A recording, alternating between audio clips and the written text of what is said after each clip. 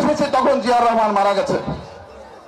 যে জিয়াউর রহমান সেই সময় যদি রিভোল্ট না করতো এই দেশ স্বাধীন হতো না। জিয়াউর রহমান জানতো হয় তার মৃত্যুদণ্ড, না হলে সে মারা যাবে, জেনেই কিন্তু রিভোল্ট করেছিল।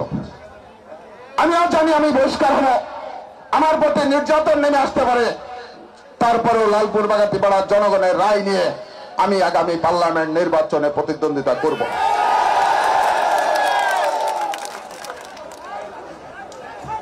প্রতিদ্বন্দ্বিতা করব। ৪৩ বছর রাজনীতিতে আমি বেগম খালেদা জিয়ার সাথে থাকতে চাই, আমি তারেক রহমানের সাথে থাকতে চাই, আমি খালেদা জিয়াকে মায়ের মতো শ্রদ্ধা করি, তারেক রহমানকে আমি ভাইয়ের মতো শ্রদ্ধা করি। আমার নেতা কিন্তু লালপুর বাগাতিপাড়ার এই আসনে আমরা হ্যাট্রিক করতে চাই না। ৮ সালে জাতীয় পার্টির কাছে হেরেছি, ১৪ সালে নির্বাচনে যাকে প্রার্থী করেছেন ১৪,০০০ ভোট পেয়েছেন। আগামী পার্লামেন্ট নির্বাচনে আমি জামাত ইসলামের কাছে ধানের শীষকে পরাজয় করতে দিতে চাই না।